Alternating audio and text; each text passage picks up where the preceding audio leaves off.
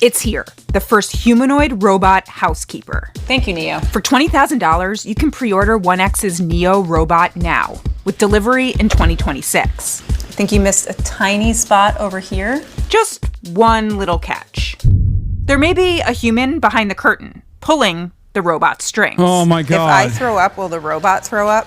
A company representative may need to peer into your house via Neo's camera eyes to get things done. To many people, this is crazy. You have to be okay with this for the product to be useful. But is Neo a useful product? We're twinning now, Neo. Home robots have had two big challenges: creating a safe and capable body and a smart brain. 1X is taking on both of those, which is why Neo looks so different from a more industrial factory robot. Neo, it's 70 degrees here in California. Why are you wearing a sweater? Good question. Bernd, why am I wearing a sweater? It's a combination of safety and just also generally aesthetics. You can think of it kind of like a skin, except if it was an actual skin, that would probably be pretty creepy. It would be creepy, but I actually wasn't all that creeped out by Neo. Inside Neo, it really starts with some very, very powerful motors that we have developed here at 1X. These motors are so strong and light that instead of using the classical gears that you see in robots, we can actually pull on tendons loosely inspired by biology and muscles. This allows Neo to move around not just quietly and smoothly, but also be very, very lightweight and be very low energy in motion, just like people.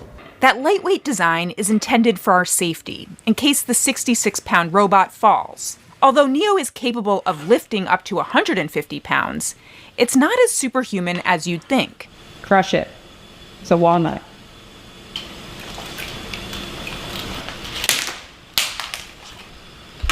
There's this concept that we think that robots are like superhuman in like pressure and like. Bro, this is literally like a significantly disabled slave. Who the is like, this is goated, I need this in my house?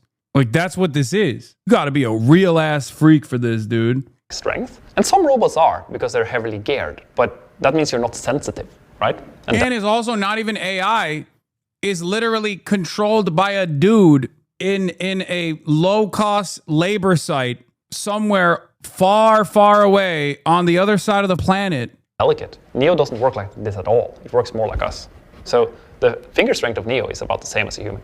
It's so crazy because like people will go, oh, well, what about the disabled? Like disabled people need something like this. No, they don't. They need at-home care. They need a real human being to do these jobs much better than this person. And the government should at least either subsidize that or pay for it with a decent wage. What the fuck are we doing?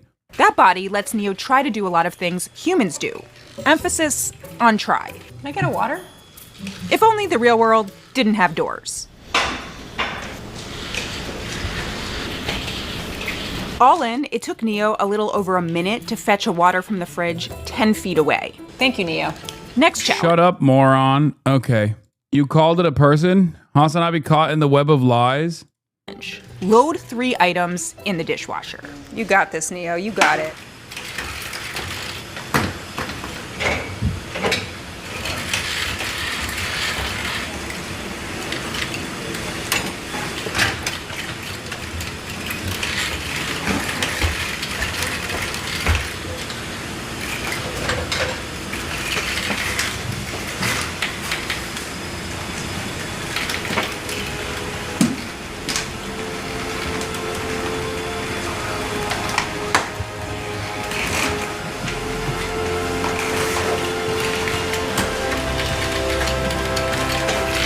And that took 5 minutes.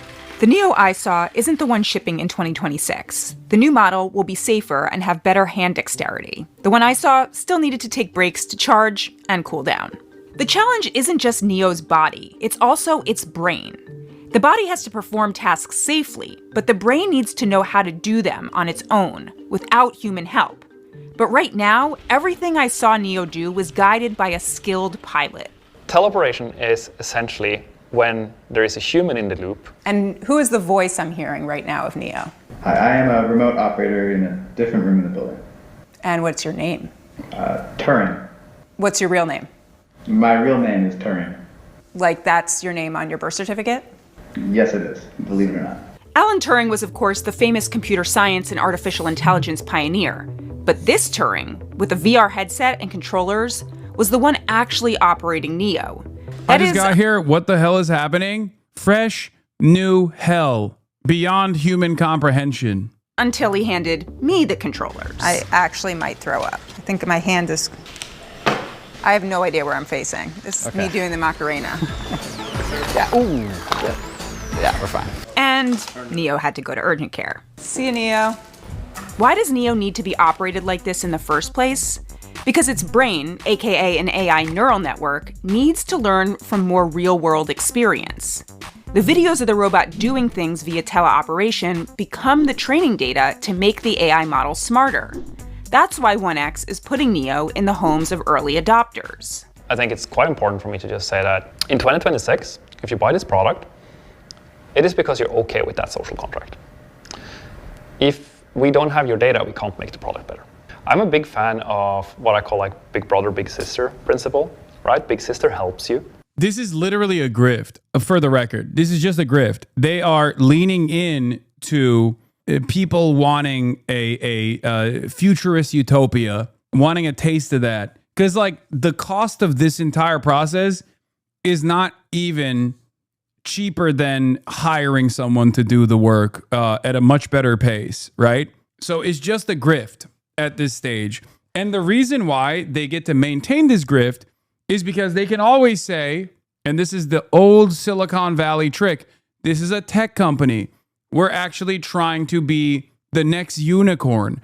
You have to invest in us and you have to let us do all of this unethical shit because our job is to bring about AGI.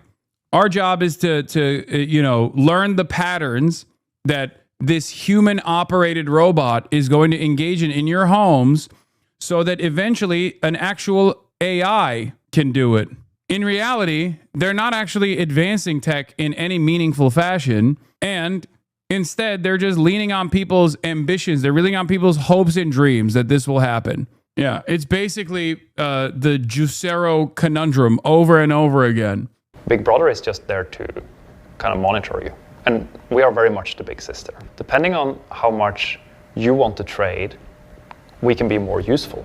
And you decide where on that scale you want to be. Do you right now know what things Neo in 2026 will do autonomously versus what it will do teleoperated? So when you get your Neo in 2026, it will do most of the things in your home autonomously. The quality of that work will vary and will improve drastically quite fast as we get data. To be clear, on my visit, I didn't see Neo do anything autonomously. The company did share this video of Neo autonomously opening the door. You know, there's this new trending concept now called AI slop, right? I do know. It's a very powerful concept of, let's call it... Dude, I'm gonna be honest, so many tech reporters just eat the slop so hard. Like even in really solid, otherwise reliable legacy publishers and shit. I mean, this is the Wall Street Journal. This is literally the Wall Street Journal. You got a Wall Street Journal tech reporter who's just sitting there being like, oh my God, how amazing. It's like, you're kind of doing an advertisement here. You're advertising a faulty product rather than at least having like the necessary skepticism or critical thinking that you must demonstrate in this moment so you can actually not do what a YouTuber would do. But the role reversal here is YouTuber is doing a better job addressing the shortcomings of this process than the Wall Street Journal tech reporter is. How is this possible? I don't understand it. I don't understand how we got to a point where the Wall Street Journal tech reporter is like, oh, this is such a fantastic development.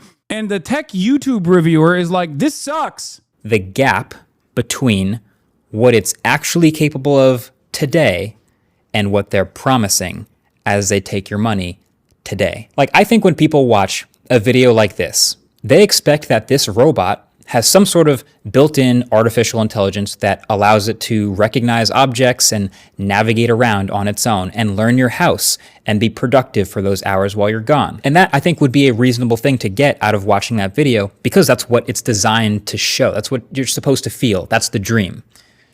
But that's not actually what's happening. So Joanna Stern, the legend, she did a video with this Neo robot also this week where the company showed her all of the things that it could do.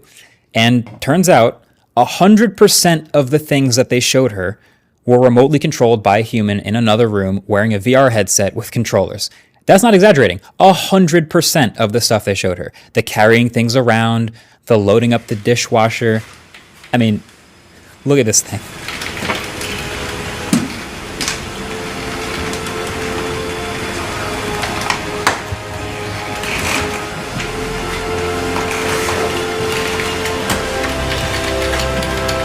Yeah, all of this is teleoperated. And this was a demo set up by this 1X company. So this is like best case scenario stuff. And I see a lot of people defending this robot online like, oh, no, there's probably other things that it can do autonomously. They just didn't show her yet.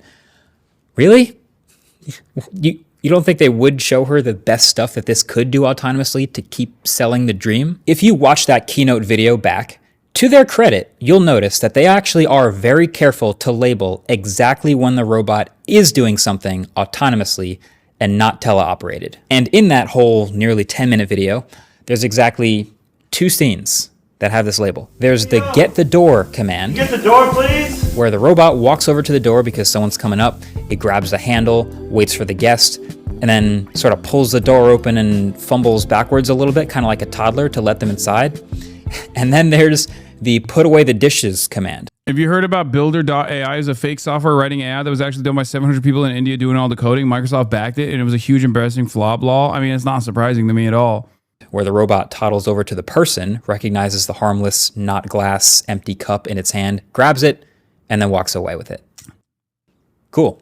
No, seriously, that's actually pretty impressive. Even if I could already today unlock the door with my Google Home and a smart lock with just my voice, there is something at least a little bit futuristic about a humanoid robot going to do that. That's part of the dream. It's doing it autonomously. But then that also means that I think one of the worst parts about this conversation is like you can't have a serious, sincere, critical convo about this stuff without people constantly saying, oh, you don't dare to dream. You just hate technology. I don't hate technology. I love technology. I use it all the time. My job wouldn't exist without technological developments. I am very understanding of technological improvements. But having said that, obviously this is short-term snake oil. Is this actually advancing the project of AGI? No, it's not. It's just simply a short-term focus grift. They are just rug pulling. It's one rug pull after another. These sorts of life-changing, comprehensive initiatives, whether you want to admit it or not, can only come from long sustained research and development projects that dump a boatload, if not billions of dollars over the course of decades to pull off. That's why the internet was invented by DARPA, not Al Gore in the way that people think, but DARPA. It's a DARPA project. It was the publicly funded. So you want Elon to build it? Is Elon the government? Is that what you think I'm saying here? You'd be surprised a lot of these people do believe what they're selling. I think they've deluded themselves. Guys, stop saying yes. Elon is the exact opposite of what I'm talking about. Corso says, so I work in the fintech space, and a lot of the AI products I've tested failed to meet expectations. I think it's because of the social contract issue this guy mentions earlier. No one wants their data being used to train models for obvious reasons, but the models can improve without it. There is 1,000% a bubble, and the US GDP only grew 0.1% last quarter. If you remove activity related to data center construction, it's not talked about enough. Well, it is talked about a lot here. At least back in the day, during the Cold War, we would try to meet our adversary in areas of improvement. The USSR beat the United States to space, okay? Many people don't even think about this. Many people don't want to comprehend it. Many people don't know it. The USSR put the first animal in space. The USSR put the first human in space. Yuri Gagarin shouts out. And then America was like, we have to beat the USSR. So that's how you got the Apollo mission. That's how you got people landing on the moon. Yeah, shouts out to Laika. Shouts out to Yuri Gagarin. First woman in space was also the USSR as well because they're woke. Anyway, and through that scientific achievement, we got a bunch of technology that we take for granted every day, including microwaves and flame retardant gear that firefighters use and shit like that. Okay, a bunch of stuff. The point is that was only done because, and Velcro, yes, that was only done because we wanted to compete with the USSR, our foreign adversary. Nowadays, I think capitalism has been so erosive in the field of research and development and so hyper-focused on short-term benefits in our global financialized capitalist economy that even if we want to compete against China, who is carrying that torch right now, carrying the torch of the USSR right now in this very day and age, I don't think we are even capable of competing with them, even if we tried. So many of the institutions and so much of our infrastructure has been eroded over time that we don't even have the capacity. We don't even have the state capacity to be able to compete with a country like China at this point. It's crazy. Everything else happening in this video and everything else we've ever seen this Neo robot do, we can safely assume is remote controlled. So the gap between what this product can actually do today and what it can maybe hopefully do someday in the ideal future it is massive. They're massively far apart. And so that's really my main issue. There seems to be a bit of a lost art in waiting for a tech product to be actually finished. What's really funny about this also, and this is true, the beta testing.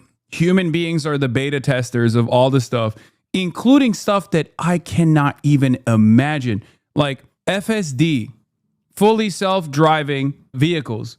You pay for the privilege to be a beta tester, and you literally put your life on the line. And I know that for artificial intelligence or AGI to ever work, there is so much training that is necessary on real data.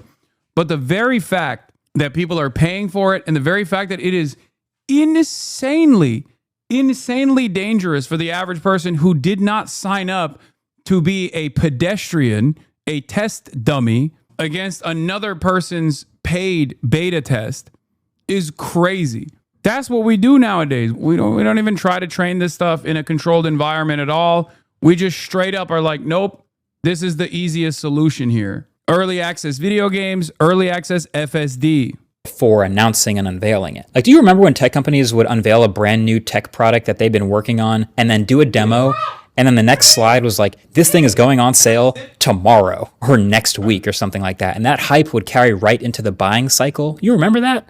That was sick. But now in this age of all of these AI products, it's like there's this thing where you end up selling the dream before you sell the actual product. And that is dangerous. Like, the promise of AI is so huge and so massive and magnificent and awesome, but is also so clearly not done yet that you end up with stuff like the Humane Pin, or even the Rabbit R1, for example, or heck, even Apple Intelligence, where you have these big promises, but the capabilities are still over here, while the promise is all the way over here. And I'm trying to figure out why they do that. And I think really there's two main reasons. And believe it or not, I think Tesla self-driving is a really perfect parallel example for a lot of this stuff. See, basically, in order for this robot to be everything people want it to be, they need to develop a super smart AI system that looks through the robot's sensors and is able to learn its environment and recognize everything it's looking at and teach itself to navigate that environment and perform tasks. It has to learn what a laundry room is and what the laundry looks like and how to fold each type of clothing, and it needs to learn what cups and forks and glasses are and how to pick them up. And it has to be adaptable to all these different sizes and shapes and materials and things of all these household objects, so that when the user asks for it to do something, just like, hey, Neo, vacuum the living room when I'm gone, or something like that, then Neo can go, okay, I know where the living Hasan, AGI is here. Hasan, please trust me, it's here. Please give me some more money. Hasan, please, it's almost here. Just like a little more money and a little more tax breaks and a little more blood boys. I don't even like sex. I hate gay sex. Hasan, AGI is almost here, Hasan. Almost! In the next year, we're going to beat China by magically developing AGI. I promise, bro. And it's so crazy because, like, it's kind of like people who just say, oh, capitalism will eventually create the perfect circumstances for R&D to develop that we can overcome the inevitable climate change born catastrophe, right? Oh, we'll just figure out a way to deal with all the carbon emissions one day in the future. And it's like, okay, well, that's not going to magically happen. You have to fund the research to do that. And it's all systems go in the opposite direction for the time being. So just simply assuming that we will be able to fix this stuff in the future is crazy.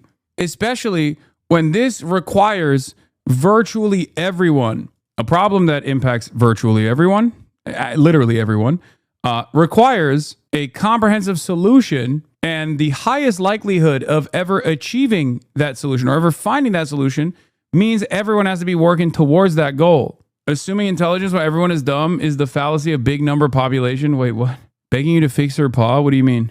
Chinese open source LLMs are already closing in performance at the top of the line closed source models. They consume vastly less resources to train and run compared to the American ones. Room is. I know where the vacuum is. I know how to use the vacuum, where the handle's at, like how much battery life I have, how much I need to vacuum the whole living room. I know not to knock over lamps or certain objects in there. And even the laundry folding thing, like just that requires a ton of training data, or at least some way to understand all these different shapes of shirts and jackets and hoods and vests and all sorts of things, and hooks and hangers, and what gets folded, what gets dry cleaned, all these different things. And the list just goes on and on. And like, what if one of the tasks is going and getting the right medication for an elderly person and bringing it to them?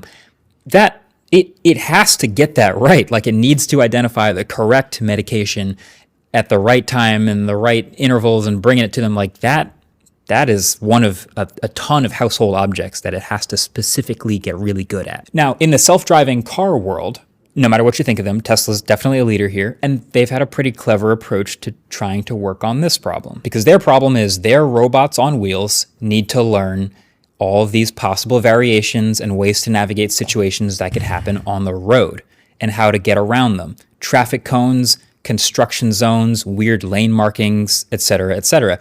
So, with their millions of cars already on the road, they have slowly, very slowly, let people turn on this beta self-driving feature in small stages in their cars, while instructing people to keep their hands on the wheel, of course, so that they can slowly start to gather information from people willing to beta test. And so those cars will encounter and navigate all sorts of situations for the first time, and then the second time, and then the fifth time, and then the 100th time.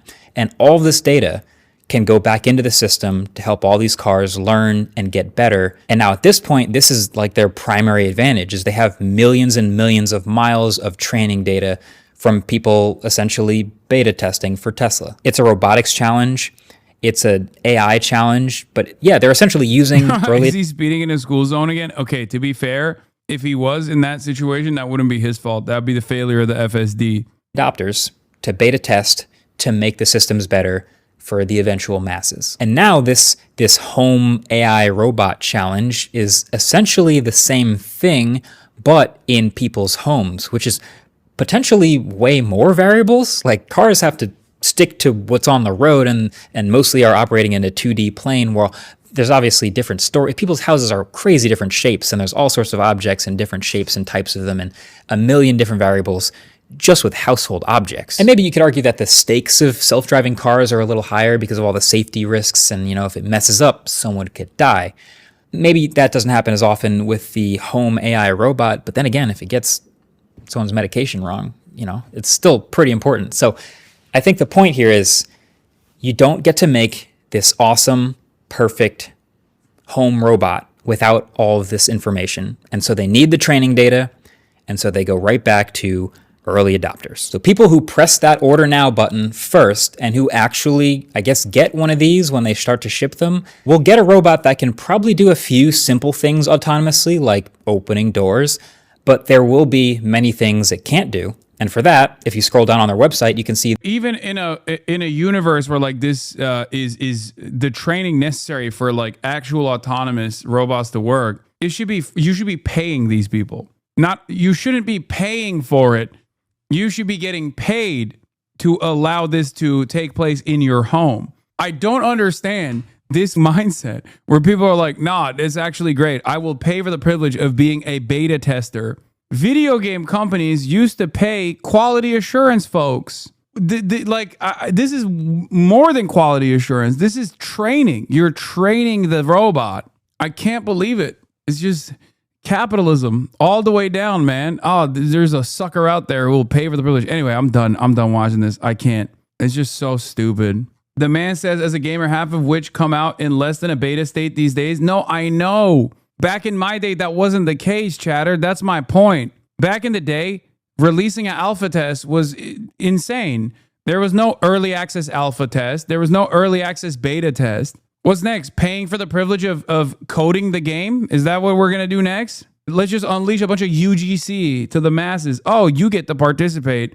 If you give us $5,000, you get to code the game yourself. I guess technically that's what Roblox is, right? Is it more racist to buy it in white or black? Do they? No, they don't have a black one, do they? That's, I didn't even think about that. That is crazy. They do? Oh my Lord. Okay, I want to move away from this. I want to move away from this future, and we're there regardless. Okay. I think a part of the problem is that I just don't have any confidence whatsoever that we have any semblance of regulatory agencies that will actually do the right thing to protect the masses. That's the other problem. Because like you'd be like, Hasan, they do this in China too, and you pog when it's China doing it. And it's like, I still have some confidence in the competence, the bare minimum competence of the Chinese government. And even then I'm very, very worried. We do the exact opposite. It almost feels like we believe our own lies. It feels as though we believe the lies we have told ourselves about deregulation and capitalism fostering innovation.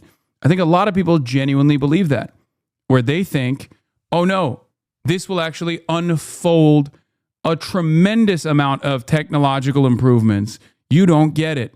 I used to think that people were saying that because they're cynical. They just want to expand profit margins. Maybe these people do believe their own shit. At least the former industrialists, I think, the titans of industry, were much more aware of what they were doing. They were more evil, I guess, in that regard. Nowadays, we're just stupid. We're evil and stupid.